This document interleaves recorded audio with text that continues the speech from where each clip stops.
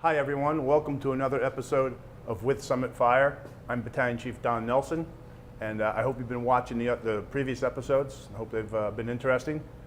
Today we're going to talk a little bit about our turnout gear that we wear when we go to fires. I'd like to introduce firefighter Frank DeLuca, 20-year veteran. He's going to be our demonstrator today. He's going to put on the gear as I speak about it. How do you feel being a guinea pig today? I know I approached you at 2 o'clock this afternoon and we're actually filming at 3, so a little bit of short notice. So are you nervous being on TV? Nah, not really, Don. You know, we do this almost every day when we have tours at the firehouse come in for kids and stuff, so we like doing this. I like doing it. It feels natural. I couldn't ask for a better man. So without further ado, we're going to go over to putting on our turnout gear. All right, here we are with firefighter DeLuca, and we're going to don our turnout gear. Every time we get a call for an emergency, we have to don this gear. The guys get on the truck with it on. We go to every incident with this gear on, and it's pretty much second nature for us to don it, to put it on. It adds about 60 pounds to the average firefighter, depending on what they carry in their pockets, and we'll talk a little bit about what Frank carries in his pockets in a few minutes. But the turnout gear consists of pants, turnout pants, a jacket, a helmet, a hood, pair of gloves. We also have a portable radio we use, and then ultimately when we're ready to go into a fire or a smoke-filled environment, or even someplace that's may have some poisonous gases, and what we call a IDLH, immediately dangerous to life and health atmosphere, we have to wear an SCBA, and we'll show you that too. So, Frank, if you could, start by donning your turnout pants. Oh, actually, you know what? Hold on a second. I completely forgot something. Take a look at the uniforms we're wearing. These are not our, your not normal everyday clothes like blue jeans and a t-shirt. These are actually what we call firewear. They're treated cotton. Our station uniforms are designed not to melt. If you were to take a polyester shirt and light it on fire, it would actually drip. And when it drips, it sticks to your skin and it burns you. So you don't want firefighters wearing that kind of clothing under protective gear that's supposed to protect them. You don't want to have clothing underneath the turnout gear that's going to burn or melt. So we have to wear special station gear around the firehouse because we're always doing all kinds of vehicle maintenance and things like that. Also, it's another layer of protection when we go into a fire. So as you can see, Frank and I are wearing what's called station wear. We have to wear that. It's a state law. So Frank's going to start donning his turnout gear. First thing we do is we put on our boots and pants. These are the bunker pants and the boots. Now Frank, it's hard to see, but Frank has leather boots. Some guys have rubber boots. Some guys like the rubber boots better because they repel liquids. The leather boots, they also repel liquid, but at some point the liquid's going to get in because the waterproofness wears off. So as you can see, Frank's donning his pants. This harness right here, this is a safety harness. It's a bailout harness. I don't know how many years ago, 2005 or so, I think it was 4 or 5 firemen in New York City had to bail out of a building from the 5th floor. They literally jumped out of the building. They had the fire overtook them and they jumped out. Because of that, New York City and a lot of major cities around the country did some design work and came up with a safety harness. And what it is it really is a repelling harness.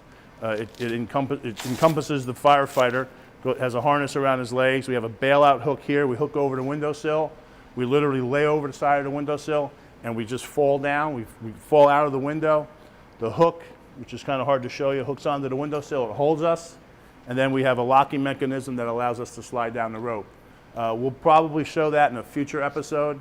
But right now, for today's sake, we're just talking about it. Every firefighter in Summit has one of those. It's a great safety item. Makes us feel a little bit more confident going into burning buildings. I don't hope we never have to use one here in town, but it's good to know that we have that. And we'll do an episode on that in the future. So he has his pants on. If you notice his knees, they're reinforced. Firefighters do a lot of crawling because we try to stay down below the smoke. So we crawl on our hands and knees below the smoke. Notice his pockets are bulging because he's got gloves and tools and all kinds of things in there, and we'll talk about that in a little bit. All right. Frank's going to don his hood now after he takes his baseball cap off. Puts his Nomex hood on. All of our gear is made out of Nomex, which is not supposed to burn. So he puts his hood on, and if you notice now, His hair and his ears are protected. If you notice, as Frank puts on more and more of his gear, less of his station wear and less of his skin is showing. So he's donned his hood, now he's going to don his jacket. So right now the only skin that's showing is his face and his hands. And he's getting everything situated here. We have and buckles. We do the snaps because that's our inner protection, and the snaps, the buckles are our outer protection. Now, before Frank goes any further, hold up your hands, Frank. We have thumblets on our thumbs that help to hold down our sleeves. If the firefighter's working up over his head and the sleeves go down, I mean, that happens a lot on our normal jackets. The sleeves they don't follow your arm. That protects our arms, because if a guy's working up over his head with a tool, we don't want any skin exposed. Now, in the old days, I mean, I became a volunteer in 1980. I wore a rubber coat and I wore rubber boots, almost like hip waders. They came up to my hips. My crotch was open. I had a rubber jacket on that melted. We also wore rubber gloves that melted. We didn't even have a hood. It didn't even exist back in 1980 when I became a volunteer. And we wore almost like I hate to say plastic helmet, but it was reinforced plastic. Nowadays we have Kevlar and additional, we have reinforced helmets nowadays. We have leather helmets, which actually date back to the 1800s. But gear has really come a long way since I became a volunteer in 1980. We also have a radio here on Frank's chest that we use to communicate to our dispatch center. We use it to communicate amongst ourselves. We use it to communicate to the trucks. Radio communication is very important. If you read a lot of the NIOSH, which is an organization that investigates firefighter deaths, one of the top reasons for firefighter deaths is a lack of communication, or poor command. When we have radios, we can talk to each other and keep each other informed. We know what's going on. The officer in charge can give orders to the guys, and the guys that are inside actually doing the work can let the incident commander or the officers know what's going on. If the situation's changing, they got to get out. So it's important to have a radio. Right? And Frank's just going to put his helmet on for now. So this is a helmet we wear nowadays. Reinforced Kevlar, a little bit of plastic in there. If you notice this pink strap, that's our way of recognizing breast cancer. Guys wear the pink straps and that for recognizing breast cancer. It also holds tools, sometimes door chocks, things like that. It's also, some of them also have reflective stripes on them. I'm not sure if this one does or not. Frank, pull down your earmuffs. So not only do we have a Nomex hood, the blue hood that Frank had on, we also have earmuffs built into the helmet, and we also have eye protection built into the helmet in the form of shields that flip down. And there you go. So this is basically what I call our business suit. When the tones go off and somebody's telling us we have an emergency to go to, this is how we get dressed to jump onto the truck. Frank, we also all have gloves that we'll put on in a minute. But when the guys jump onto the apparatus to respond to a call, this is how they're dressed. We're ready to go to work. When little kids come in for tours, I always ask them if their mom or dad wears a business suit to go to the office or go to work, and they all raise their hand. This is our business suit. This is how we go to work. This is how we start our day, our job, so to speak. All right, Frank, you want to show them your gloves too? So we wear gloves. These are our NFPA, which is National Fire Protection Association compliant gloves. This whole ensemble has to meet certain codes and requirements to meet national standards. So this is basically how we go to work before we get into that IDLH, the immediately dangerous to life or health atmosphere. This is how we're dressed. Now, Frank, what kind of tools do you carry in your pockets now that I made you put your gloves on? All right, Frank carries a spanner. That helps us to connect hoses and disconnect hoses. It also, can I borrow that for a second? It also serves as it could be a light hammer if it needed to be, like that. And it also has a opening here so we can open and close gas valves. Sometimes people have problems with gas in their house, natural gas in their house, furnace problems, things like that. We can use this to shut off the gas valve. It's a multi-purpose tool, so guys carry that.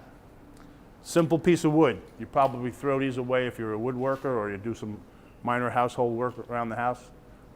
Simple triangular cut piece of wood is a door chock. When we open the door, we put it on the bottom, it holds the door open for us.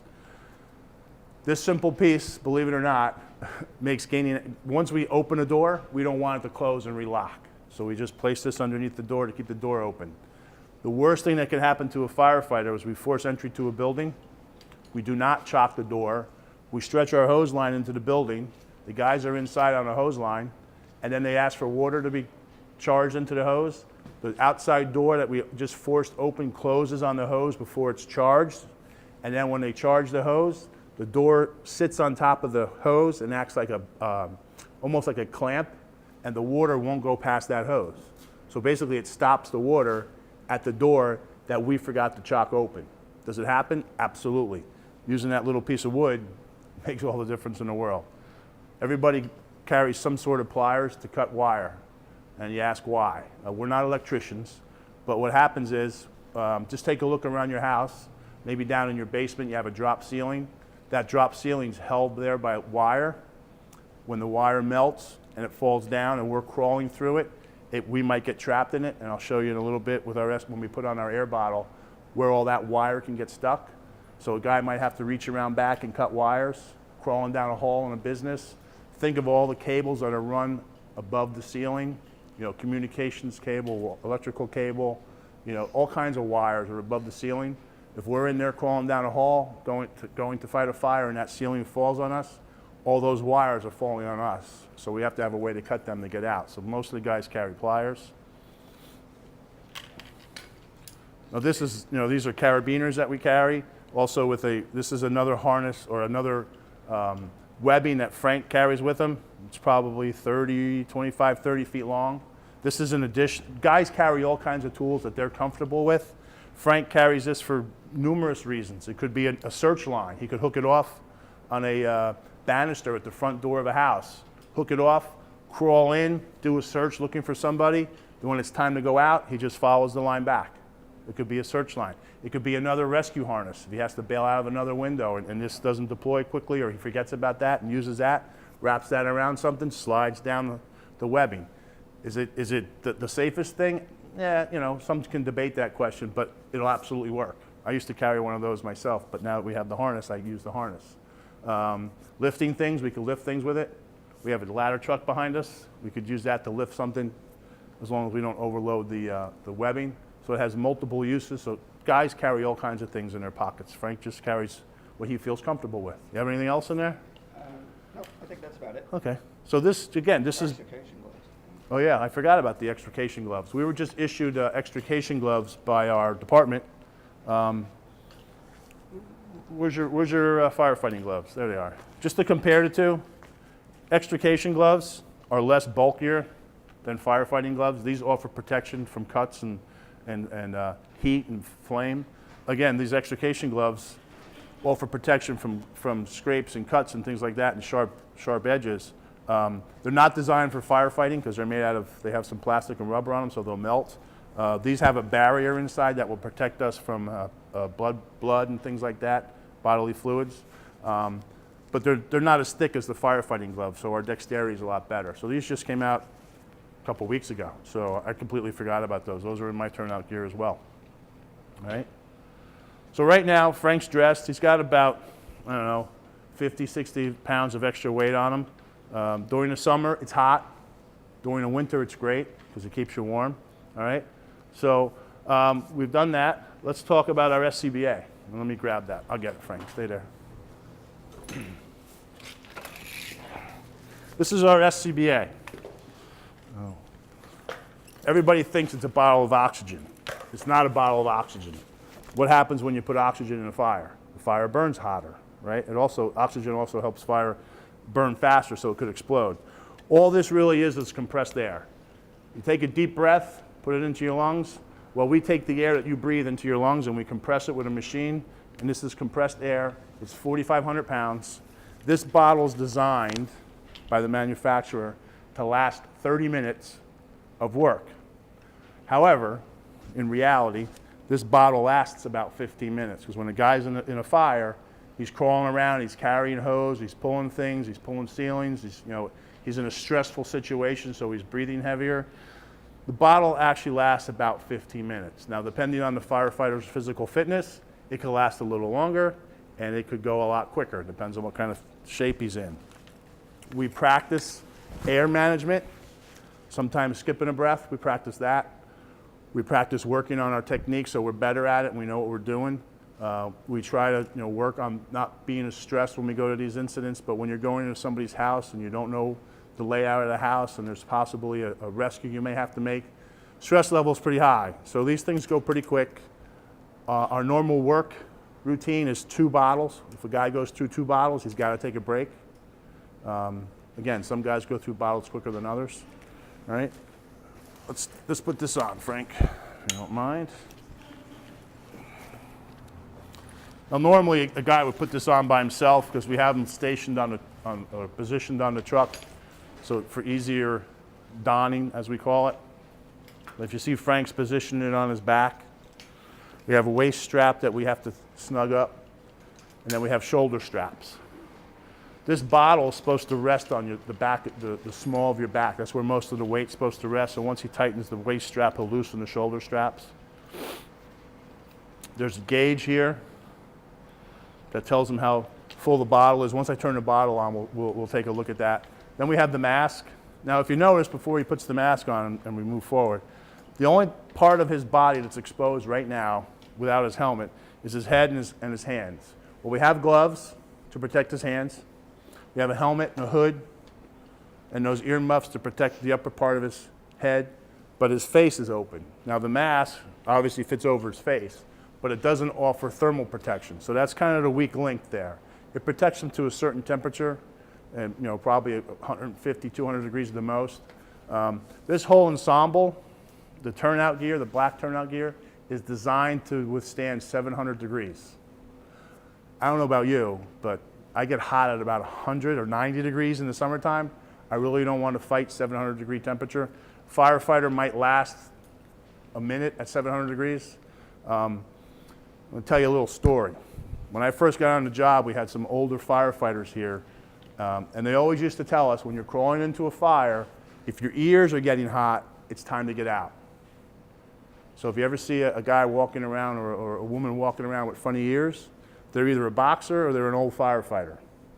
Because those were our thermometers. Our ears were our thermometers. Nowadays, with the hood and the ear flaps, we don't have that luxury. What a lot of guys do is they'll take their glove off and they'll hold their hand up, and they'll guesstimate how hot it is, because hot air always rises, so they'll put their hand up over their head. Unfortunately, that puts their hand in jeopardy, but we no longer have those thermometers. Guys are going too far into fires nowadays because they don't have that thermometer. So we teach the guys, on the front of this mask, there's a heads-up display. And that heads-up display tells us how long the bottle is good for. When the bottle's full, it has a green light.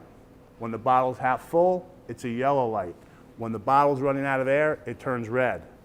The bottle also has a built-in alarm that when it reaches a certain PSI, or a certain pounds per square inch, the alarm goes off and tells the firefighter to leave. Here's the problem we're encountering.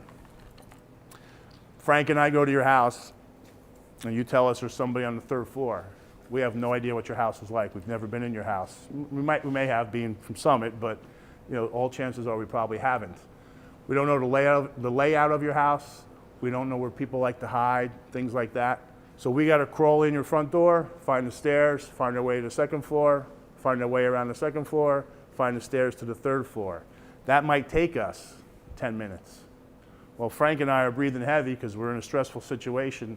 We only have about 15 minutes worth of air, but we're going inside to try and rescue somebody, so we're going to try real hard, but now we're running out of air. So guys are going deeper and deeper into buildings, and we're getting ourselves stuck. The heads-up display helps us in that scenario. If the alarms go off, if the alarms on the bottle go off, we're already out of air. We had about 3 minutes worth of air left. They do have bigger bottles. We have 45-minute bottles, which last about 20, 25 minutes maybe. Again, it depends on the physical fitness of the firefighter. They're heavier though, so there's a compromise there. But anyway, so back to the SCBA. It's not oxygen, it's compressed air. We wear it whenever we go into an IDLH atmosphere, immediately dangerous to life and health. It could be a fire or a hazmat incident. This is what Frank's going to look like before we actually go into that atmosphere. So Frank, if you want to finish donning the SCBA, go ahead, put it all on. I'll turn it on for you. That's the alarms that are telling us the bottle's okay. There's the lights. Putting his mask on. He checks for a seal by putting his hand over the hole, make sure he's got a seal.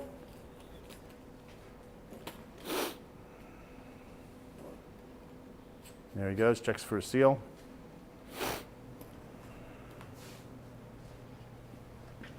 Get his helmet. If you notice, he's slowly covering up all that skin that was exposed before he put his helmet on.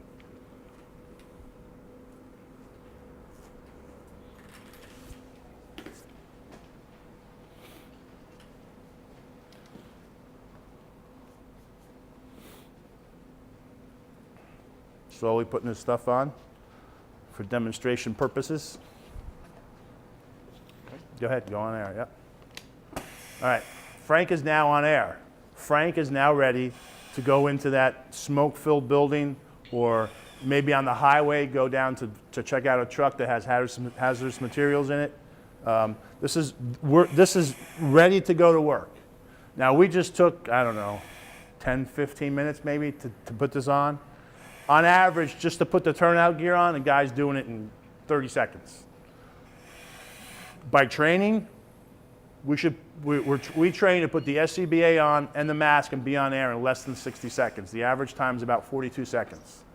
So you're talking a minute and 10 seconds for the whole ensemble to be put on, ready to go to work. Of course, we have to drive to the call first. Now, Frank, don't move. Built into that SCBA is what we call a pass alarm. That alarm tells us that if a firefighter doesn't move for more than 20 seconds, that alarm goes off.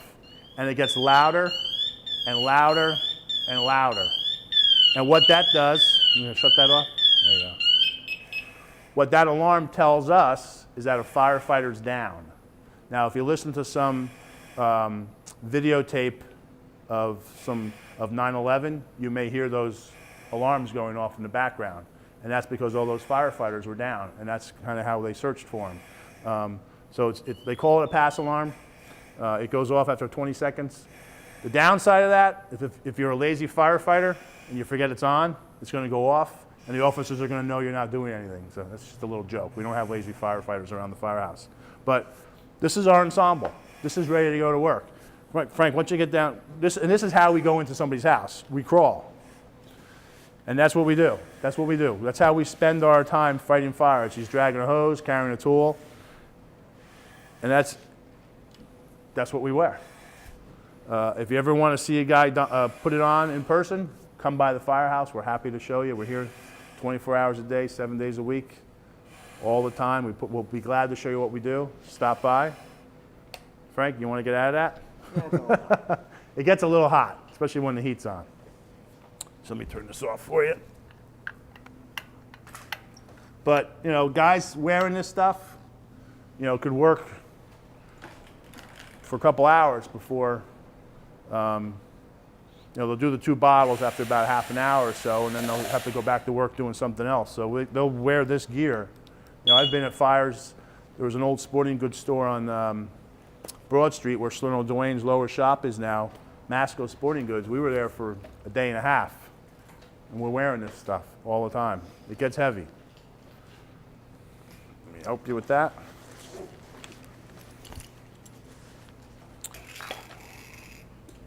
There we go.